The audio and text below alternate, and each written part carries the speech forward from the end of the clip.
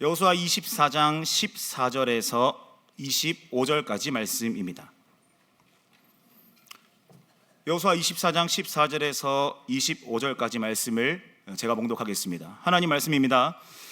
그러므로 이제는 여호와를 경외하며 온전함과 진실함으로 그를 섬기라. 너희의 조상들이 강 저쪽과 애굽에서 섬기던 신들을 치워버리고 여호와만 섬기라. 만일 여호와를 섬기는 것이 너희에게 좋지 않게 보이거든 너희 조상들이 강 저쪽에서 섬기던 신들이든지 또는 너희가 거주하는 땅에 있는 아모리 족속의 신들이든지 너희가 섬길 자를 오늘 택하라. 오직 나와 내 집은 여호와를 섬기겠노라 하니 백성이 대답하여 이르되 우리가 결단코 여호와를 버리고 다른 신들을 섬기기를 하지 아니하오리니 이는 우리 하나님 여호와께서 친히 우리와 우리 조상들을 인도하여 애굽 땅 종되었던 집에서 올라오게 하시고 우리 목전에서 그 큰 이적들을 행하시고 우리가 행한 모든 길과 우리가 지나온 모든 백성들 중에서 우리를 보호하셨음이며 여호와께서 또 모든 백성들과 이 땅에 거주하던 아모리 족속을 우리 앞에서 쫓아내셨음이라.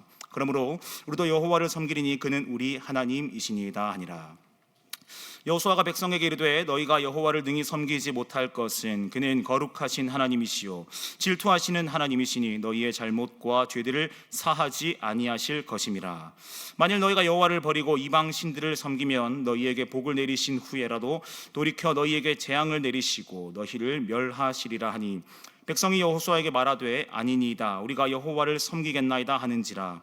여호수아가 백성에게 이르되 너희가 여호와를 택하고 그를 섬기리라 하였으니 스스로 증인이 되었느니라 하니 그들이 이르되 우리가 증인이 되었나이다 하더라. 여호수아가 이르되 그러면 이제 너희 중에 있는 이방 신들을 치워버리고 너희의 마음을 이스라엘의 하나님 여호와께로 향하라 하니 백성이 여호수아에게 말하되 우리 하나님 여호와를 우리가 섬기고 그의 목소리를 우리가 청종하리이다 하는지라. 그날에 여호수아가 세겜에서 백성과 더불어 언약을 맺고 그들을 위하여 율례와 법도를 제정하였더라. 아멘. 네, 먼저 한 가지 질문을 드리고 설교를 시작해 보려고 합니다. 성도 여러분 가운데 존재하는 혹시라도 있을지 모르는 모든 우상들을 제거해 버리고 오직 하나님만 섬기는 삶을 사시겠습니까? 제 생각보다 아멘 소리 좀 작네요. 네. 아마도 아멘 표현하지 않으셨어도 마음 가운데 아멘 하셨을 거라 생각을 합니다. 아멘, 당연히 하나님만 섬겨야지요. 그러려고 이 자리에 있는 것 아니겠습니까? 이 본문 속에 세겜에 모여있는 이스라엘 백성들 또한 마찬가지였습니다. 똑같았지요. 아멘, 우리가 오직 여호와만 섬기겠습니다. 왜냐하면 하나님 그분은 아도나이 엘로헤 이스라엘의 하나님 여호와시기 때문입니다. 아주 당차게 대답을 합니다. 하늘에 계신 그 하나님은요 너무나 분명하게 크고 놀라운 일을 행하시는 하나님이십니다. 말씀으로 세상을 창조하신 하나님은 아브라함을 택하셔서 그로 큰 민족을 이루겠다 하신 전능하신 하나님이십니다. 이스라엘의 종되었던 집 그 애굽에서 그들을 구원해내신 구원의 하나님이십니다. 홍해바다 앞에서 이스라엘들이 두려워 떨 때에 그 바다를 가르시고 그 바다를 이용해서 대적들을 무너뜨리신 승리의 하나님이십니다. 그 하나님은 발람의 저주를 축복으로 바꾸셨고요 광야에서 40년 동안 이스라엘을 입히시고 먹이신 자비로우신 하나님이십니다. 그리고 약속대로 젖과 꿀이 흐르는 가나안 땅에 들어가 살도록 하신 약속에 매우 신실하신 하나님이십니다. 그러니 세겜에서 울려 퍼진 우리가 여호와 하나님을 섬기겠습니다라는 이스라엘의 대답은 분명히 당연한 반응입니다. 마치 우리가 그러했던 것처럼 말이죠. 그런데 이토록 뜨거운 이스라엘의 당연한 반응에 대한 여호수아의 또 다른 반응이 매우 불편합니다. 오늘 읽으신 19절을 한 번 더 주목해 보십시오. 여호수아가 백성에게 이르되 너희가 여호와를 능히 섬기지 못할 것은 그는 거룩하신 하나님이시요 질투하시는 하나님이시니 너희의 잘못과 죄들을 사하지 아니하실 것임이라. 아멘. 우리가 여호와를 버리고 다른 신을 섬기지 않겠습니다. 오직 하나님만을 섬기기로 선택하겠습니다 라고 하는데 단칼에 잘라 말하기를 너희는 그러지 못할 거다 이렇게 말을 합니다. 상당히 불편하죠.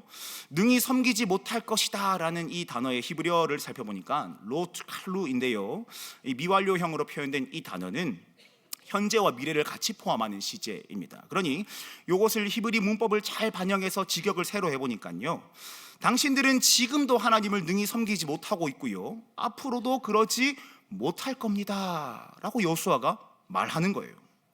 서두에서 제가 질문을 드렸죠. 사랑하는 성도 여러분, 여러분들은 하나님만 섬기시기로 선택하시겠습니까? 아멘 하셨죠? 아멘 하셨죠? 네, 아멘 하신 줄로 믿습니다. 당연히 그래야죠. 아멘 했지 않습니까? 그런데 제가 여러분들의 답변이 이렇게 우렁차게 나오자마자 단칼에 자르고서는 아닙니다 여러분, 여러분들은 절대 그럴 수 없어요, 여러분들은 절대 그렇게 못합니다 라고 대답을 했다고 생각해 보십시오. 기분이 어떠시겠습니까? 다짜고짜 설교를 하러 와서 질문을 던지더니 대답을 했더니 아니에요, 여러분들은 그럴 수 없습니다. 상당히 불편하죠.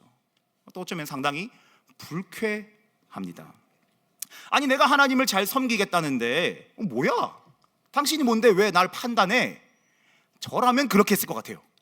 저라면 그런 마음을 품었을 것 같아요. 온 이스라엘들을 세겜으로 다 불러 모아놓고 그 민족의 지도자 여호수아가 마지막으로 하는 말이 당신들은 지금도 여호와를 섬기지 못하고 앞으로도 여호와를 섬기지 못할 겁니다 래요. 아니, 그렇게 대답할 거면 애초에 물어보질 말던가요. 물어봐 놓고 대답했더니 아니야 못해, 장난하는 것도 아니고. 여호수아의 답변이 상당히 불편하고 불쾌합니다. 미국의 저명한 구약학자 트렌트 버틀러라는 사람이 있는데요, 이 사람이 여호수아의 반응에 대해서 이렇게 말합니다. 구약에서 가장 충격적인 선언이다. 상당히 일리 있는 말이죠. 그렇다면 도대체 왜 여호수아는 하나님의 백성 이스라엘을 향하여서 당신들이 지금은 물론이거니와 앞으로도 하나님을 섬길 수 없습니다라고 단호하게 반응을 했을까요? 바꾸어 말하면, 그렇다면 도대체 무엇을 어떻게 하는 것이 여호와 하나님을 참되게 섬기는 일이란 말입니까? 이 여호수아의 불편한 답변에 대한 해답을 찾기 위해서 우리가 주목해야 하는 분명한 진리가 있습니다. 여호수아가 증언해 주죠. 여호와는 거룩하시고 질투하시는 하나님이십니다. 우리는 그 사실에 주목을 해야 합니다. 이스라엘은요, 분명히 고대 메소포타미아라는 실제 했던 역사를 살아갔습니다. 그러니까 이 말은 성경이라는 책이 어느 외딴 섬에서 어느 한 작가에 의해서 이 소설처럼 기록된 그런 책은 절대 아니라라는 말이죠. 우리가 예배 후에 세상으로 파송을 받아서 보내심을 받은 그 자리, 현실을 살아가야 하는 것처럼 이스라엘도 마찬가지였습니다. 그들 역시 그들이 마주하고 있는 역사적 사실이라는 현실을 살아내야 했습니다. 이스라엘이 마주할 수밖에 없었던 역사적 문화적으로 중요한 한 가지의 사실은 고대 메소포타미아는 다실론 종교관을 가지고 있었다는 분명한 사실입니다. 이스라엘이 노예로 살았던 이집트나 혹은 정착해 살고 있는 가나안이나 주위의 모든 나라들이 하나같이 다실론, 여러 명의 신들을 섬기는 종교관을 가지고 있었어요.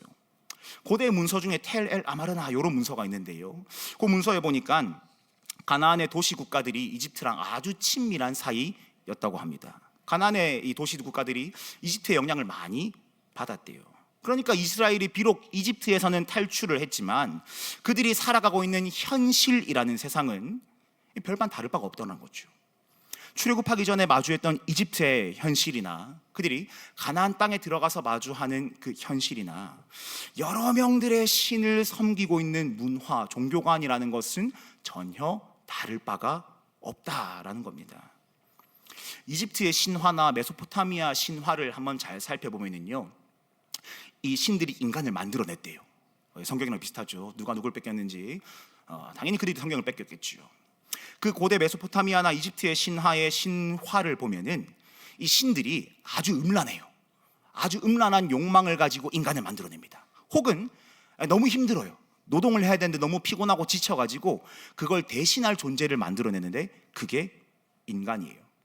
그런데 신화 밖에 인간들의 입장에서 생각을 해보면은 그들은요, 세계 만물의 신격을 부여함으로써 자신의 필요에 따라 신을 스스로 섬길 수가 있었습니다.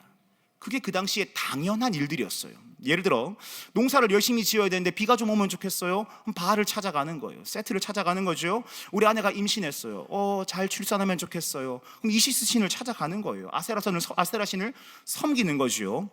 우리 가족이 죽었어요. 그런데 저승에서 좀 편하면 좋겠어요. 오시리스를 찾아가는 거예요. 찾아가서 좀 살려주세요, 도와주세요, 기도하는 거죠. 몰래게 자식을 바치면서 자식을 바칠 때니까 내가 좀 잘 살게 해주세요 라고 하던 것들이 그 당시에 당연한 문화였습니다. 이스라엘들은요, 분명히 너희가 내 말씀을 잘 듣고 내 언약을 지키면, 내 말을 잘 듣고 내 언약을 지키면 너희가 내 소유가 되겠다라고 하시는 하나님의 분명한 약속을 받은 자들입니다. 그럼에도 불구하고 그들이 살아가야 하는 현실, 마주해야만 하는 그들의 삶의 터전은 이처럼 다양한 신을 섬기는 것이 매우 당연한 그러한 곳이었다라는 거죠. 그냥 그 이스라엘들이 어떠한 마음을 가졌던지와는 전혀 상관없이 이스라엘들은 끊임없이 피부로 다실론, 여러 명의 신들을 섬기는 것이 당연한 것을 느끼며 살아가고 있습니다. 그러니 하나님께서 계속 말씀하시는 거 아닙니까? 제발 다른 신 좀 섬기지 말아라 라고 말이죠. 심리학자 하버트 사이먼이라는 사람이 있는데요, 이 사람이 이런 말을 했습니다. 인간은 최적의 선택을 하지는 않지만 자신이 보기에 충분히 만족스러운 선택을 한다. 인간은 자기가 보기에 가장 합리적인 것들을 선택할 줄 아는 존재다, 이런 말이죠. 어쩌면 이스라엘이 고스란히 노출되어 있는 고대 메소포타미아의 사람들은 이 합리성이라는 것을 의존하여서 여러 신들을 내 필요에 따라, 내 기호에 맞게 섬기는 일을 당연하게 여겼나 봅니다. 그러니 자신의 상황에 따라 만들어낸 신이 자기를 지켜준다고 믿었고요, 그 신을 더 잘 섬기기 위해서 신의 형상을 만들었어요. 그 신에게 맛있는 것도 갖다 바쳤어요. 예쁜 옷도 입혀주고요, 멋진 집도 지어 주었어요. 그러면서 이렇게 하는 거예요. 아이고, 무슨 신님, 제가 맛있는 거 드렸죠, 집도 지어 드렸잖아요. 그러니까 복 좀 주십시오. 이것이 다실론 종교관 안에서 고대 메소포타미아 사람들이 가지고 있던 자연스러운 문화였습니다. 이것을 바꾸어 말하면요, 고대 메소포타미아의 문화와 종교관에 그대로 노출되어 있는 이스라엘 역시 어쩌면 그들이 그러했던 것처럼 인간의 열심을 가지고 하나님을 섬겨서 그분으로부터 조금 더 많은 은총을 받고자 시도할 수가 있었다는 사실이죠. 열심히 하나님을 섬기겠노라 그 땅에 새기면서 다짐했지만 어쩌면 하나님보다 더 탁월해 보이는 신을 발견하게 되면 언제든지 그 신으로 노선을 바꿀 수 있는 여지가 그들에게도 있을 수 있었다는 사실입니다. 왜냐? 매일 피부로 느끼는 게 그러한 문화였으니까요. 그래서 여호수아가 이렇게 말합니다. 너희는 능히 여호와를 섬길 수가 없다. 앞으로도 지금도 하나님을 섬길 수가 없다. 주위의 다른 사람들이 여러 가지 자기의 필요를 따라 만들어낸 신을 사랑하고 섬기는 것처럼 그런 식으로 하나님을 섬길 수가 없다, 이 말입니다. 내 필요에 따라서 하나님의 이름을 이용하고요, 마치 주일 예배 자리에 나와 있는 것을 하나님께 선심 쓰듯 하는 그러한 자세로는 하나님을 바르게 섬길 수가 없다는 말입니다. 하나님, 그래도 나 주일에 안 빠졌잖아요. 그러니까 복 좀 줘보십시오. 이건 하나님을 섬기는 방법이 아니라는 말입니다. 이스라엘, 그리고 우리가 섬겨야 하나님은 이스라엘 주위에 만연한 다른 신과는 근본적으로 다른 분이십니다. 완전하게 구별되시는 분이십니다. 우리의 주 되시는 하나님은 우리가 세상과 양다리를 걸치며 필요에 따라 이용하고 선심 쓰듯 달래가며 복 주시길 구걸해야 할 그럴 하나님이 절대 아닙니다. 여호수아의 말대로 우리 하나님 여호와는 거룩하시고 질투하시는 하나님이십니다. 거룩하신 하나님은요, 고대 메소포타미아의 다실론적인 종교관 속에서 사람의 필요에 따라 만들어진 신이 절대 아닙니다. 그분은 원래부터 스스로 존재하신 전능하신 하나님이십니다. 거룩하신 하나님은요, 결코 죄와 타협하지 않으시는 완전하신 분이십니다. 창조하신 온 세계를 온전히 다스리시는 세상의 완전하신 주권자십니다. 거룩하신 그분은요, 존재 자체가 무한하게 영광스럽고 존엄하십니다. 이스라엘이 그리고 우리가 마땅히 섬겨야 할 거룩하신 하나님은 세계 속에 존재하는 사람의 필요에 따라 만들어진 우상과는 비교할 수 없는 그런 하나님이십니다.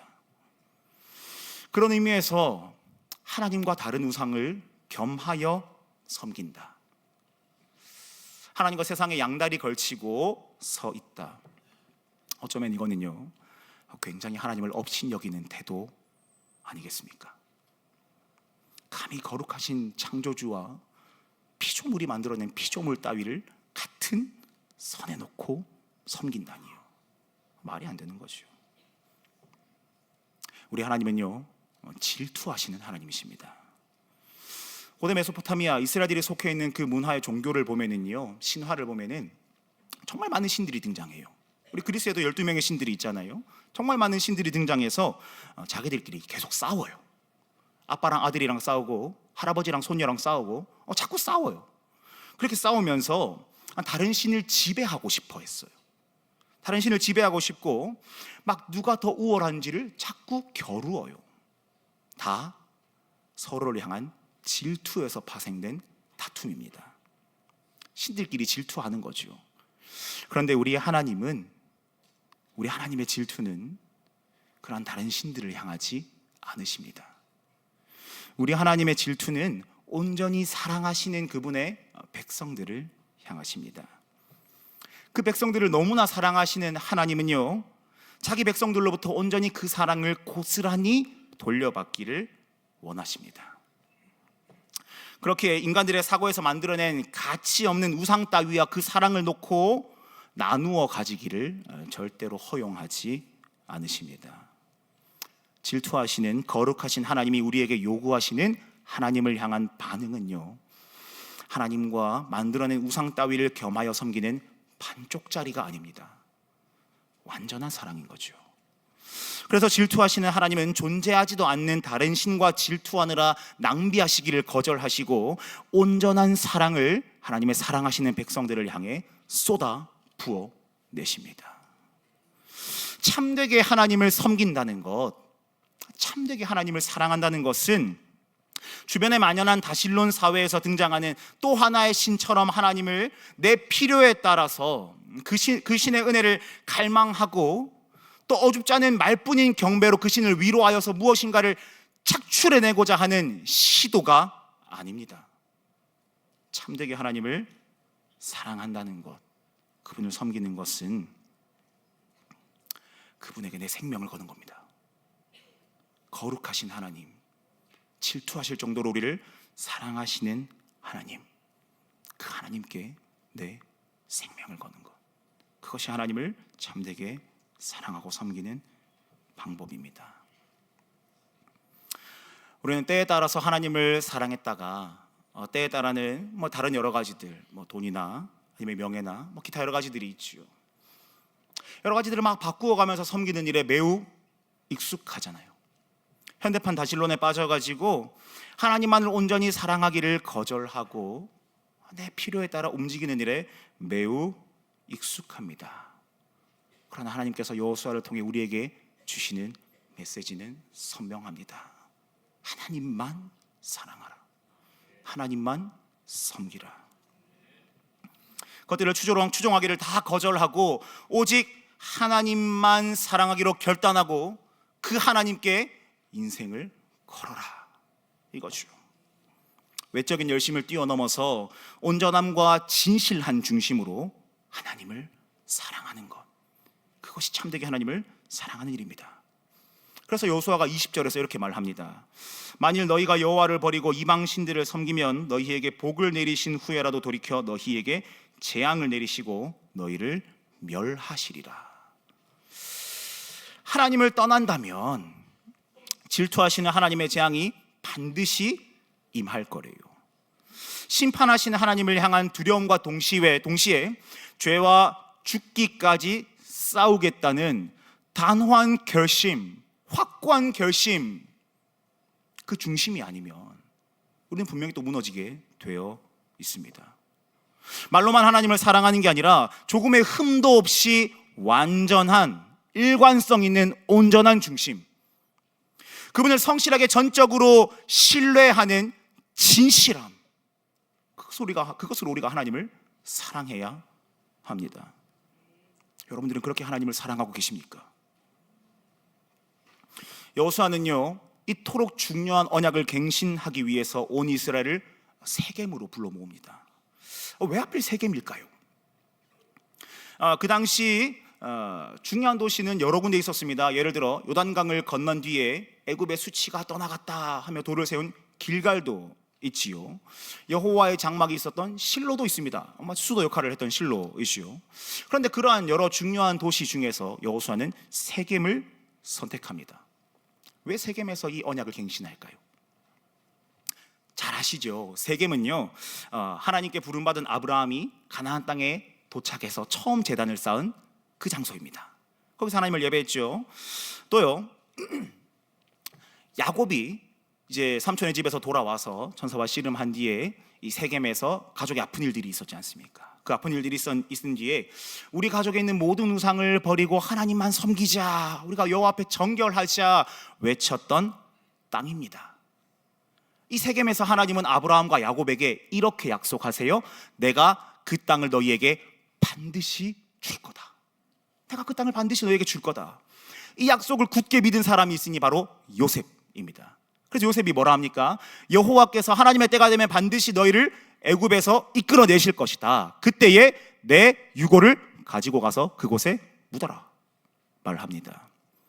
그리고 그 요셉의 유언대로 그의 유골이 묻힌 땅이 바로 세겜입니다. 고대 가나안 사람들에게 있어서 이 세겜은요, 약속과 맹세를 의미하는 땅이었습니다. 그 약속과 맹세의 땅에서 여호와 하나님은요, 아브라함에게 하셨던 약속, 그 야곱과 하셨던 약속을 선명하게 이루셨어요. 세겜은요, 그냥 약속과 맹세 땅이라고 약속과 맹세 땅이 아니라 하나님께서 아브라함을 먼저 만나 주시고 하나님께서 그 연약한 야곱을 찾아가 주셨던 하나님의 신실하심을 보여주는 땅입니다. 그리고 이스라엘들이 지금 세겜에 모여 있다는 것은요, 하나님의 약속이 그대로 이루어졌다는 것을 지리적으로 보여주는 거예요. 여호수아가 이스라엘 백성들에게 말했죠. 여러분들이 하나님을 선택할 것인지 우상을 선택할 것인지 지금 이 자리에서 오늘 선택하십시오. 그런데 그들의 선택에 앞서서 더 중요한 사실은 세겜을 통해 약속을 이루시는 것을 보여주신 하나님께서 이스라엘을 먼저 선택하셨다는 사실입니다. 우리가 중심을 다해 온전함과 진실함으로 마땅히 사랑해야 할 그 하나님, 우리의 사랑받으시기 합당하신 그 하나님은요, 우리가 그분을 사랑하기보다 먼저 우리를 사랑하신 하나님이십니다. 우리가 능력이 많고 우리가 대단하고 우리가 탁월하고 우리가 무엇인가 뛰어나기 때문에 그분을 사랑할 수 있는 것이 아니고요, 그분이 우리를 먼저 사랑해 주셨기 때문에, 그분이 먼저 우리를 온전함과 진실함으로 사랑해 주셨기 때문에 우리가 그분을 사랑할 수 있는 거예요. 그분의 사랑 안에서 기뻐하며 마땅히 그분을 섬길 수 있는 겁니다.